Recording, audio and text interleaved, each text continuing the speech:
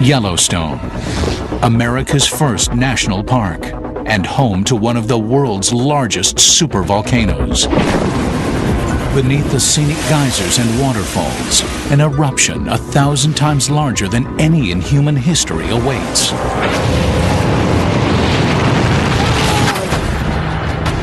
It's happened before. Less than 1 million years ago, it devastated more than half the continent, and it could happen again. There will definitely be additional eruptions in this area. And not just one, but a series of monstrous eruptions. 1 million times more powerful than an atomic bomb. It's absolutely devastating. Everything would be killed. Destroying thousands of square miles of land and countless lives across the Northwest. It'll just be over. It'll be toast. It'll be finished. We go beneath the earth to probe the volcano, reveal for the first time the source of its power, to discover what will happen when the sleeping giant of Yellowstone awakens and becomes a mega disaster.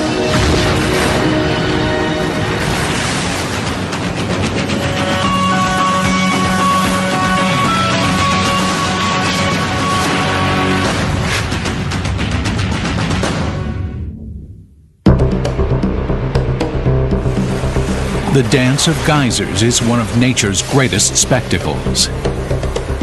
It's why millions of visitors each year come to America's oldest national park, Yellowstone. Its spectacular beauty inspired President Ulysses S. Grant to protect these 2 million acres of northern Wyoming wilderness back in 1872, and it's been a haven for outdoor enthusiasts ever since. Its incredible hot springs, bubbling pools of mud, unearthly ponds, and the most celebrated natural feature, the Old Faithful Geyser, are some of nature's greatest wonders. But beneath this primal beauty simmers a hidden threat.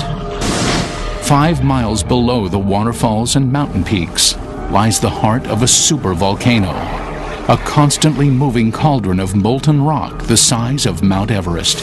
Over countless millions of years, it fills with lava to the breaking point. Like a bomb with a hidden timer, it finally explodes. We don't know how long it's going to just sit there before it decides to go off. If sometime in the future it were to erupt, as it has before, the Yellowstone volcano would overwhelm everything within 100 miles and disrupt lives across the globe for years. The first sign of trouble will be increasing seismic activity. The ground would rise as pressure from the molten rock begins to grow.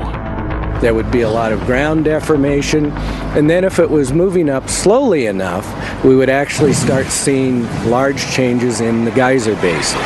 Finally, the lava would shatter the Earth's surface with an explosion 10 times larger than Mount St. Helens. A hurricane of hot gases would spread out in all directions as the ash cloud reaches 80,000 feet into the air. Already larger than anything man has experienced, this would be just the beginning of a Yellowstone super eruption. Within days, a second enormous eruption would begin, then another. Soon, a ring of monstrous explosions 50 miles wide would be spewing molten rock and burning gases across the landscape. Certainly within 100 miles of Yellowstone, there wouldn't be much that was not destroyed. High in the atmosphere, the ash cloud would surround the planet, sending temperatures plunging. Global agriculture would fall into chaos. How do we know it will happen? Because it's happened before. The evidence is etched into the geologic record of past supervolcanoes. There are 1,500 volcanoes around the world.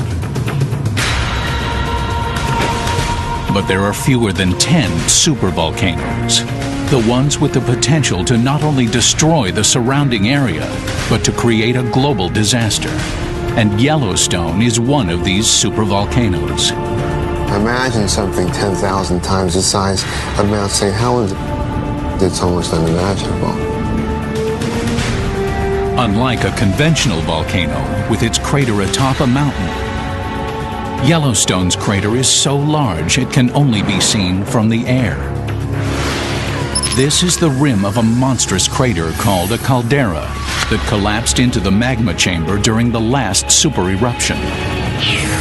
It's large enough to hold the city of Los Angeles. People drive 35 miles, 45 miles commuting to work in that. Well, that's the distance across this caldera. And this is only the last of 3 monstrous calderas formed over the past 2 million years. The volcanic history of Yellowstone is really marked by these 3 giant cataclysmic eruptions of the scale that we haven't seen in, history of man, really. The first eruption vented somewhere around 600 cubic miles of material. And if you took all of that and you spread it out over the state of Texas, you'd have about 12 feet thick of deposits. The second eruption was hundreds of times larger than Mount St. Helens, and it's the smallest of the Yellowstone super eruptions. The most recent one, known as the Lava Creek eruption, occurred 640,000 years ago. At the time, early man had yet to arrive on the scene. Exotic prehistoric animals roamed the North American continent. 5 miles beneath the Earth, however, a magmatic cauldron 3 times the size of New York City was coming to a boil. There would have been hundreds to thousands of earthquakes becoming fairly large, so there'd be a lot of shaking as the hot rock was moving up. 1 million tons of molten rock heated to 1,800 degrees Fahrenheit pressed its way to the surface. Jets of superheated water suddenly burst through the cracks in the Earth's surface, shooting into the air. Hundreds of geysers were erupting over 500 square miles.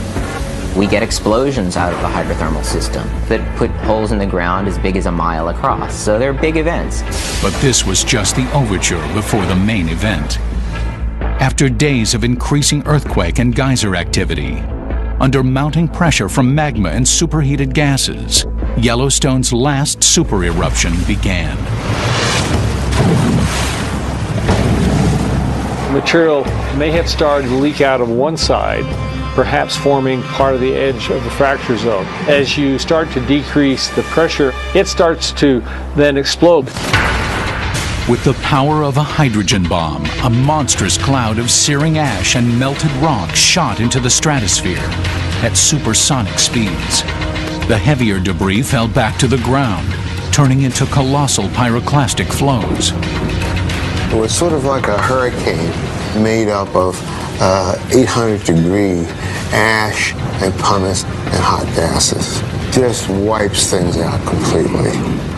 For miles, these lethal rivers of ash and gas cooked animals alive and brushed forests aside like twigs. They extend actually outside of Yellowstone into Idaho and into the Teton region. Some of this material flowed down and actually covered parts of the floor of Jackson Hole. So these things extend tens of miles away from the actual eruption location. For days, the Yellowstone volcano continued to heave tons of molten debris into the air and devastated the nearby terrain. Then, across the caldera, another colossal explosion. Then another. Eruption after eruption began shooting more and more lava and pulverized rock into the air. Typically, when these eruptions begin, they begin at a single vent, and the event may then get larger, moving out along some sort of a fracture system. Yellowstone had turned into a super eruption. Its devastation would reach around the world.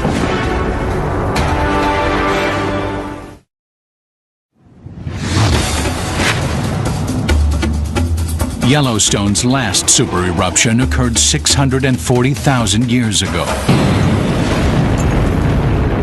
It started as a single massive volcano, but soon turned into a series of eruptions, exploding with the full force of a supervolcano. The entire sequence of pyroclastic explosions that formed the Yellowstone caldera may have taken as little as 2 weeks to happen. Pyroclastic flows slashed across the landscape, obliterating thousands of square miles. Separate clouds of ash fused into a massive column of smoke. Winds drove it across the country, darkening the sky for hundreds of miles. During the eruption of all this material, that's when the caldera would have started forming.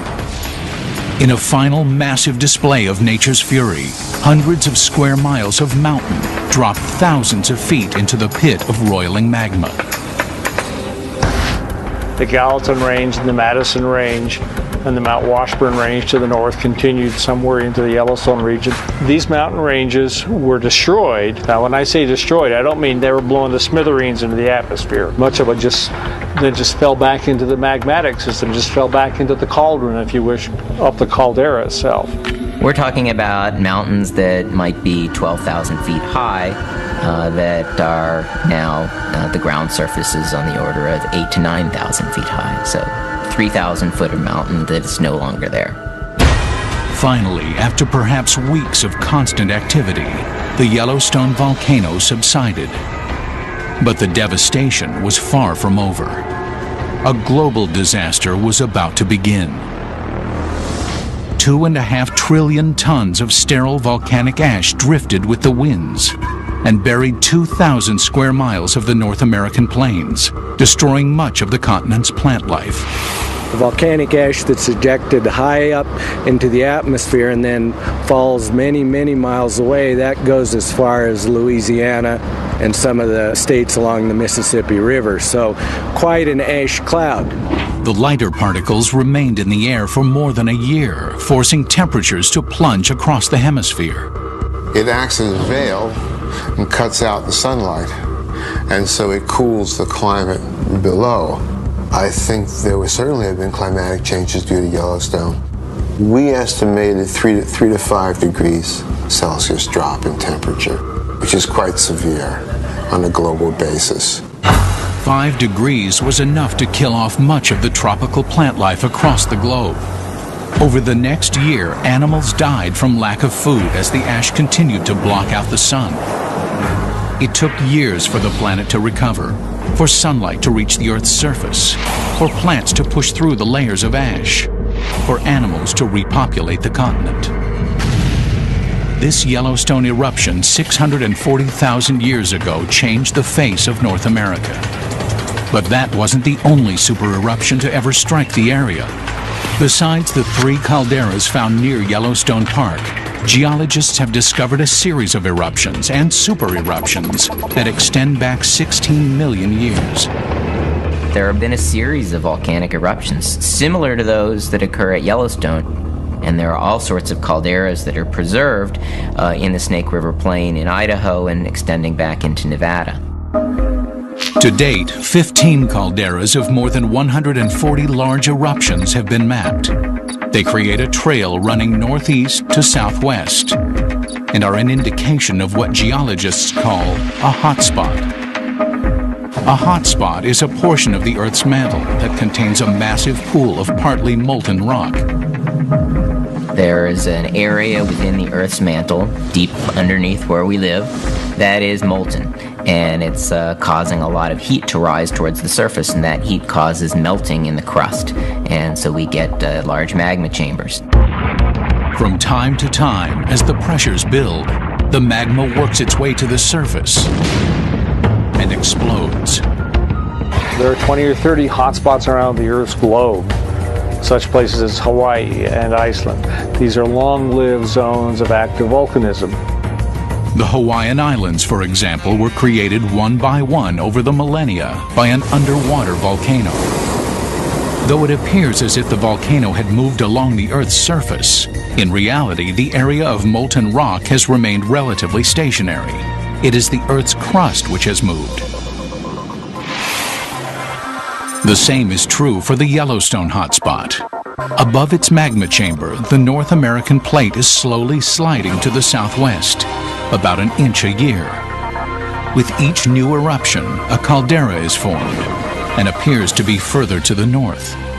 We find calderas all the way back into northern Nevada, and it's possible that there have been as many as 50 eruptions just as big as some of the ones that have come out of Yellowstone. With a history of multiple cataclysmic eruptions, Yellowstone is becoming the most studied supervolcano in the world, and its hundreds of yearly earthquakes, thousands of geysers, and massive magma chamber make it one of the most geologically active regions. This thing is a breathing system, and it's a dynamic system, so I called it a living, breathing, shaking caldera. At the heart of these super eruptions is thought to be a mantle plume, an upwelling of molten rock rising from deep within the Earth. But no one could be sure.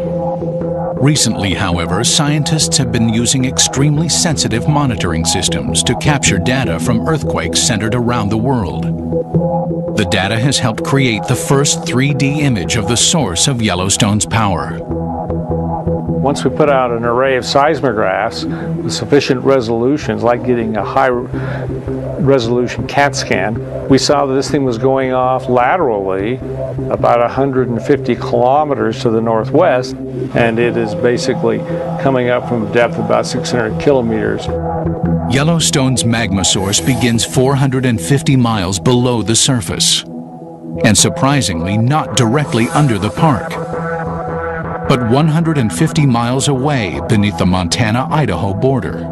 So it was totally unexpected and would not fit into anyone's textbooks or classic ideas. As the research continues, scientists are realizing how little they really know about the Yellowstone volcano. Since humans haven't seen an eruption of this magnitude, we're somewhat challenged to know exactly how the systems work. One thing is known for sure.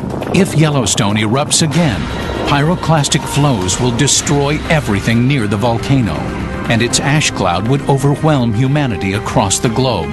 And predicting its eruption could be a matter of life and death.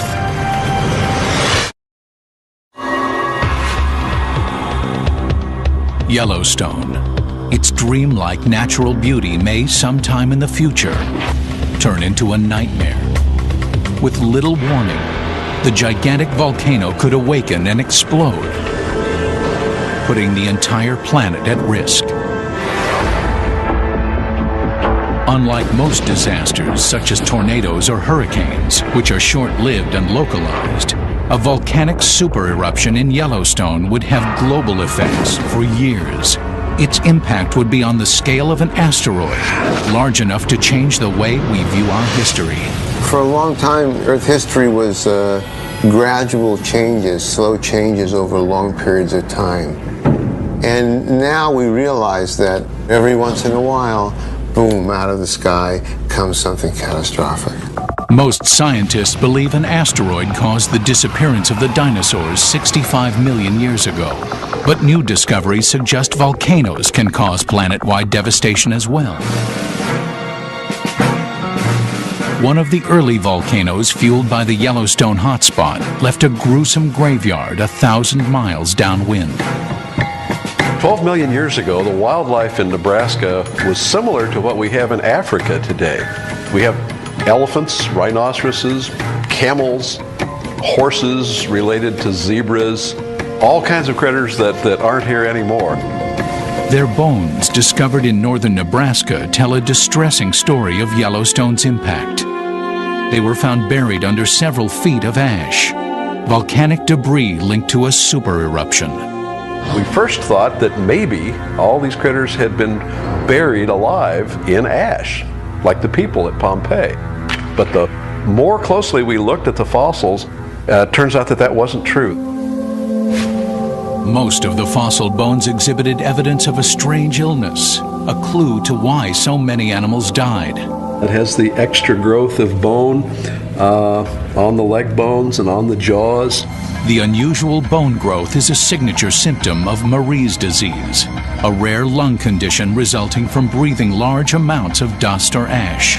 Well, this is a jawbone of a camel from the ash bed. This shiny bone here is healthy. It's normal fossilized bone. And you can see where the healthy bone stops and this new growth begins. You can see the color changes and the texture changes. It looks like a sponge. And this is the diagnostic feature of HPOD, or Marie's disease. Voorhees believes that ash from the Yellowstone hotspot caused Marie's disease in these animals. Ash is nothing but very small pieces of glass. That's how you can tell volcanic ash from other types of fine powdery rocks, is that volcanic ash sparkles because it's made out of little teeny pieces of glass. During a super eruption, the tremendous pressures cause the molten rock to explode. It turns the rock into tiny pieces of glass, which drift with the wind and land hundreds of miles away. Just as soon as the volcanic ash fell, the whole landscape for thousands of square miles was covered with this very fine powder. And every step that those animals took, they would raise a cloud of ash. And they just kept breathing it day after day after day. So what we think happened to the animals is that they breathed this material night and day until their lungs just gradually gave out. Most of the animals on the Nebraska plains suffocated on the ash within a week of the eruption. This from a supervolcano 1,000 miles away. Volcanoes can kill at a distance. I really wouldn't have bet 20 years ago that a volcano 1,000 miles away could actually cause mass death, but ashfall has made a believer of me. More recently, the 1815 eruption of the Indonesian island of Tambora proved ash could kill indirectly through dramatic climate change. 50 times larger than Mount St. Helens, the impact of the Tambora volcano was overwhelming. The eruption reduced the mountain by 4,000 feet, as nearly 150 million tons of ash and debris were ejected into the air. The ash cloud could be seen for hundreds of miles. The cloud went over India, darkened the sky, and caused the temperature to go down. The temperatures went below freezing. It took almost a year for the ash to spread across the rest of the globe. But when it did, the results were staggering. A New England newspaper from 1816 published this account. Snow and hail began to fall about 10 o'clock a.m., and the storm continued till evening, accompanied by a brisk wind. This was June 15th. There was, in some places, essentially no summer. In the eastern United States, there was snow and ice in June, July, August. They replanted the crops died, they replanted them again. The unusually frigid weather reached Europe, some 9,000 miles from Tambora, throwing life there into chaos. 1816 was the last time there was widespread starvation in Europe. That's never happened since. And it's almost certainly involved with the eruption of Tambora.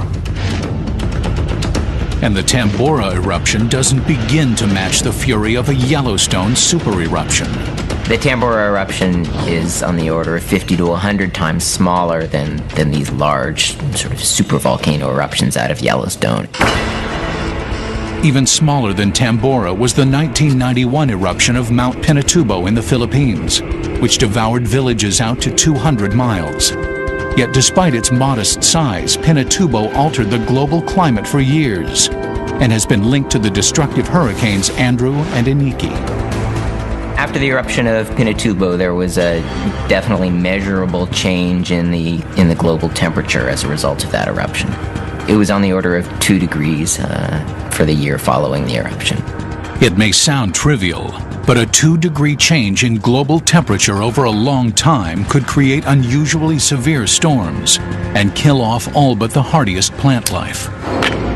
Pinatubo was 100 times smaller than the last Yellowstone super eruption and had cataclysmic effects across the globe. Imagine what Yellowstone would do. In recent geological history, only the colossal eruption of Toba on the island of Sumatra can match the size of Yellowstone. And that eruption some 70,000 years ago may have nearly destroyed the human race. Well, Toba is the largest supervolcano that we know about. There's now a large lake called Lake Toba, which is the hole out of which the eruption came. It likely erupted for 2 weeks, dropping ash 6 inches deep on the subcontinent of India. But Toba's greatest impact was felt halfway across the planet in Africa. Around the time of the Toba eruption, it's thought the population of early man was catastrophically reduced. It appears a bottleneck or a contraction of the human population occurred, reducing our numbers from possibly hundreds of thousands to just a few thousand. We know from the genetic data that something happened in the human history, in the history of our species, that reduced the amount of genetic variation a lot. And the argument is all about what was the nature of that event. One possibility is that there's some catastrophe that happened 70,000 years ago, like the Toba supervolcano, that just wipes out plants and animals and humans all over the earth until there's hardly any of them left. The massive eruption of Toba, more than 25 times larger than Tambora, likely created a catastrophic change in climate. Ice core samples suggest that the average temperature may have dipped as much as 20 degrees for years after the eruption, likely killing off plant life across the globe. Hardest hit would have been tropical areas like Africa. Africa is where we were at the time, and so it would affect us directly. And secondly, it's the tropical vegetation that never experiences cold temperatures, so has no adaptations for cold temperatures whatsoever. The frigid temperatures killed off much of the African plant life, and the resulting famine may have decimated much of the human race. It may be that the 6.5 billion people who inhabit the Earth today are the direct descendants of the few who survived the Toba eruption. If a single eruption like Toba is powerful enough to almost destroy the human race, what would a similar supervolcano do today? When a large giant eruption were to occur, I think there's little that man can do about it. The biggest thing we have to do first is understand them. That's why scientists are studying every aspect of the Yellowstone volcano. What they discover may be the key to our survival.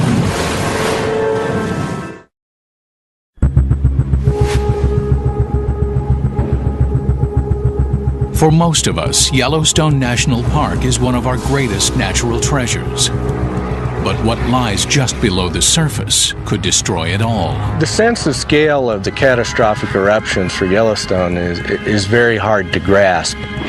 640,000 years ago, a supervolcano in Yellowstone devastated the region. Today, scientists monitor the ground movement in Yellowstone to determine if and when another super eruption might occur.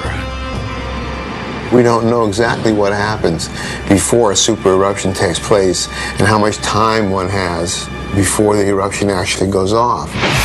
The rise and fall of the ground, for example, could indicate the movement of magma below, a possible danger sign. These movements cover very short distances over long periods of time. So scientists have placed throughout the park 12 global positioning satellite monitoring stations that can detect ground movements within a quarter of an inch. Geologists have also gained a bird's eye view of the situation. We use satellites in this case to take pictures of the ground as it's moving over time. And so we can compare two different passes of the satellite that are perhaps a year apart and make a map of how much different spots on the ground have moved. With these tools, geologists have been able to document changes in the caldera, its constant rising and falling over time. According to recent satellite data, much of the caldera is being lifted up. What we've seen has been uplifting now at rates of 6 to 8 centimeters per year. Those are very high rates. The most dramatic uplift is just north of Yellowstone Lake, in the area geologists call a resurgent dome. And we have within this caldera these orange areas here. These are resurgent domes. These are areas that are uplifted while the caldera was collapsing and subsiding. Geologists believe that these two areas were lifted up by the magma chamber as the caldera was formed. It's thought that some magma is still inside these domes, holding up these areas. But they couldn't be sure until now. we've seen this model of the Yellowstone magma plume, the tube through which molten rock from the Earth's core reaches the magma chamber sitting on top of the plume. Using similar data, geologists have created this 3D illustration of the magma chamber as it sits below the Yellowstone caldera. This is a three-dimensional image like a CAT scan or an X-ray of the Earth. Is giving us an image of what we think is the magma system that drives Yellowstone. This U-shaped chamber is thought to contain more than 300 cubic miles of partially molten rock, 100 times larger than Pinatubo's magma chamber, and is just 5 miles below the surface. More importantly, the area of the most dramatic uplift spotted by the satellites is directly above a peak of the chamber. This suggests the magma chamber is expanding, pushing up against the Earth's surface at this peak. The other area of striking ground deformation is near the Norris Geyser Basin, the hottest and most unstable thermal basin in the park. Norris Geyser Basin is one of the most dynamic of the hydrothermal areas at Yellowstone. It's always changing. We're always noticing new things that are happening. Just a few years ago, satellite images showed Yellowstone's greatest rise in this area. Recently, however, it's reversed its direction and is now subsiding. It's not actually within the Yellowstone caldera, yet it's one of the highest temperature thermal areas in the park. And it is possible that there is some magma extending to the north beneath that region. The source of the basin's volatility could be magma, or another key component to volcanic activity, earthquakes. The earthquakes are essentially the heartbeat of the system. They're an integral part of the active, if you wish, mountain building and volcanism of Yellowstone. Like smoke and fire, volcanoes and earthquakes go hand in hand. The pressure from the magma, which can explode into a volcano, also forces the ground to shift, causing earthquakes. They can be the telltale signs of an impending eruption. The two main precursors to a volcanic eruption, seismicity and ground deformation, are very carefully monitored in Yellowstone. In this computer model, each red dot represents an earthquake. Typically, hundreds of earthquakes are detected across the park each year. In recent years, the greatest earthquake activity has been centered under two areas of the park. Well, you can see we have earthquakes that are concentrated on the north side of Yellowstone coming down through the park and then out extending on the east side of the Teton Fault right here. What concerns geologists is when a center of earthquake activity overlaps an area of shifting terrain. At the Norris Geyser Basin, that seems to be what's happening. There are dozens of fault lines at this spot. That's very critical because if magma is starting to move up, we would expect to see a bulging in an area and associated earthquakes as the ground starts to crack. The fear is faults that make up the earthquake zone could crack under pressure from the magma below, releasing an eruption. Geologists are also watching the park's geysers, hot springs, and mud pots, looking for drastic changes in temperatures and chemical content. Anything that might indicate a major movement of magma. At the moment, geologists do not believe an eruption is imminent. But if the water temperatures were to rise, the ground begin to swell, or there were an increase in earthquake activity, another Yellowstone eruption could be building. I think that we are smart enough as geoscientists now that we would probably have weeks to perhaps months of indicators before anything like that would occur. However, predicting the precise timing of an eruption is far from simple. Scientists have been fooled in the past. We've seen it in Yellowstone. There's bulging, there's vibrations, there's increased seismicity. There's all the things one would expect and go, oh, uh-oh, we're in trouble. And then, nothing. Therein lies the problem. All we can do is monitor the volcano, but it may not be enough to predict a possible eruption. Mount St. Helens was the most scrutinized volcano in history, and it exploded before the area could be cleared, killing 56 people. At Yellowstone, despite its remote location, a giant eruption could put thousands of lives at risk. Remember, we have, maybe 100,000 people per night staying in the Yellowstone Teton system in the summer. This is equivalent to a community of a modern U.S. city that are compacted into this zone of potential eruption, so the exposure is rather high. At Yellowstone, we may be on the edge of a precipice, and the question is not if it will erupt, but how and when. Nothing you can do about a volcano. If it's going to go off, it's going to go off. And the effects on civilization are going to be drastic. We may not be able to prevent an eruption, but when the molten rock begins to move up toward the surface, will all the scientific data warn us in time? Now, using historical records, scientific models, and the latest in computer technology, you will witness the devastation that follows when the giant volcano of Yellowstone erupts.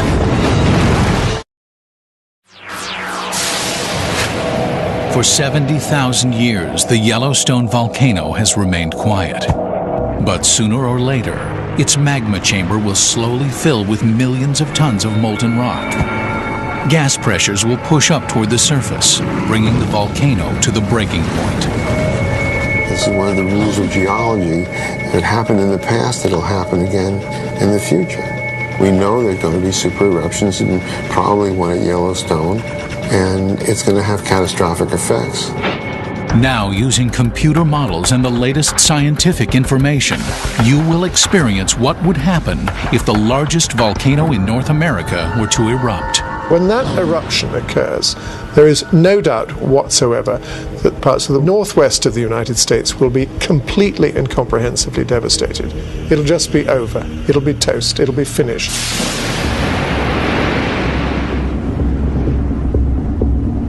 The first indications of a Yellowstone eruption will be rumblings heard underfoot as dozens of small earthquakes begin. The ground begins to rise from the pressure of the expanding hot waters, gases, and surging magma. The temblors grow in strength, spreading across the entire rim of the caldera. All the tourists have to be cleared from the park. Officials send out warnings to towns within a 100-mile radius, the danger zone of a Yellowstone super eruption. The cities of Bozeman, Montana, and Cody, Wyoming prepare for the worst. Throughout the park, new cracks in the ground release huge geysers, spouting superheated water hundreds of feet into the air. The earthquake shaking itself will create fractures and cracks, allowing more material to come out. The last of the tourists and park personnel must rush to leave the park, trying to reach a safe distance some 100 miles away before the caldera lets go. They may not have enough time. Lava first appears, oozing out of cracks in the surface. Then, steam and ash explode hundreds of feet into the air. But instead of this relieving the pressure, it pushes the volcano over the edge. The magma contains a lot of gas, and if you're able to depressurize the system rapidly, then the magma will lose its gas explosively and you can have a very, very large eruption. From 5 miles below the surface, molten rock heated to 1,200 degrees bursts into the air. It begins to erupt, and you see these flows coming out sideways, and there's nowhere to go. Like a hurricane of ash, pyroclastic flows rip along the ground at 100 miles per hour. For those who left the park within the past half hour, their luck has run out. 50 miles away, the 30,000 residents of Bozeman, Montana watch in horror as the plume of ash and rock reaches into the sky. If they know anything about Yellowstone's past, they'll know they have little time before their city is devastated. The pyroclastic flows may go out as far as 50 to 100 miles away from the volcano. And so you'd see the pyroclastic flows coming across ridge after ridge after ridge, and then finally hitting where you are. So locally, regionally, it's absolutely devastating. Everything would be killed. The sky begins to darken as the ash cloud obscures the afternoon sun. The material is going to explode, violently to the surface, and the material's coming out at supersonic velocities. And the finer materials go 50, 60, 80,000 feet into the atmosphere. Then a second eruption begins on the other side of the caldera. Then another. It is no longer a simple volcanic eruption. Like it did hundreds of thousands of years ago, Yellowstone builds into the largest eruption known to man. The giant cauldron of magma spews 1 million tons of melted rock thousands of feet into the air as several volcanoes continue to erupt. Wave after wave of burning ash and debris destroy everything in their paths. With so little warning, nearly 400,000 people are at risk. And it gets worse. Material falls back onto the surface of the earth, and so you get ashes that are maybe 10, 20, 30 feet deep around Yellowstone. A brilliant summer afternoon begins to look like a blustery, snowy night. The weight of the falling ash collapses roofs across the states of Wyoming, Idaho, and Utah, killing thousands, while a cloud of lighter ash 1,000 times larger than the one produced by Mount St. Helens drifts eastward with the wind. There's so much ash put into the atmosphere, and it gets distributed so globally that it would cause disruption to air traffic, not just near the scene of the eruption, but really globally for a period of time. The ash goes in the jet engine and becomes ceramic and coats the jet engine. And there have been horrifying descriptions of airplanes just losing their power and diving while the pilots try to figure out what to do to start the engines again. Air travel grinds to a halt as the ash cloud reaches the upper atmosphere. And then, the deadliest part of the Yellowstone eruption begins. There's lots of ways you can die in a pyroclastic eruption. And one way is to inhale the stuff and inhale these sharp pieces of glass. They attack the lungs, they attack the bones, they kill you from the inside. Across the country, masks are supplied to protect people against the ash. But farm animals have no protection. Within weeks, vast numbers of the country's livestock die, like the animals that roam the Nebraska plains 12 million years before. And volcanic ash covers much of the Midwest's farmland. You can't grow anything in that ash. Fresh volcanic ash is sterile, like Mount St. Helens just after the eruption. And so it wipes out the breadbasket of the world, breadbasket of Canada, breadbasket of the United States. And the effects could last for years. Recovery is going to be a long process. So where does food come from in the meantime? I don't know. Millions of people could die from starvation related directly to the ashfall in America's Midwest.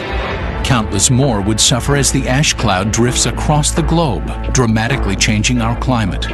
It's quite likely that the climatic effects would be much worse than humans have experienced in the last couple hundred years.